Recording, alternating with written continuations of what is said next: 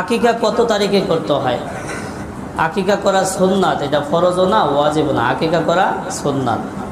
তো আকিকা সপ্তম দিনে বাচ্চার মাথার চুল ফেলে এরপর সুন্দর একটা নাম রাখা, আকিকা করা উত্তম। সপ্তম দিনে না পারলে 14তম দিনে, 14তম দিনে না পারলে 21তম দিনে, 21তম দিনে না পারলে জীবনের যে কোনো সময় যখন সুযোগ হয় আকিকা করা। আকিকা করা, আকিকা করলে অনেক ফায়দা আছে। পিতার উপর যে একটা দায়িত্ব থাকে, এই দায়িত্বটা আদায় করা হয়।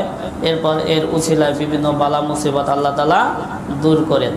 তো আকিকা অবশ্যই আমরা করতে পারবো, করতে হবে। হুজুর সাল্লাল্লাহু আলাইহি ওয়াসাল্লাম নিজের আকিকা নিজেই করেছেন, নিজের আকিকা নিজেই করেছেন হিজরতের পরে।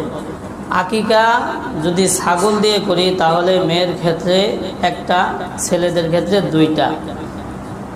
ছাগল নর মাদা কোনো সমস্যা নাই, যে কোনো একটা দিলেই হবে। তবে আকিকার ছাগলের বয়স হইতে হবে কোরবানির যে বয়স এই বয়সে, কোরবানির যে বয়স এই বয়সে 1 বছর কি অবশ্যই হইতে হবে।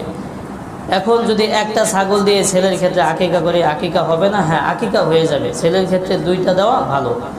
এখন গরু দিয়ে যদি কেউ আকিকা করতে চাই, গরু দিয়ে আকিকা করলে মেয়ের ক্ষেত্রে 1 ভাগ, ছেলের ক্ষেত্রে 2 ভাগ। মেয়ের ক্ষেত্রে 1 ভাগ, ছেলের ক্ষেত্রে 2 ভাগ দেওয়া ভালো।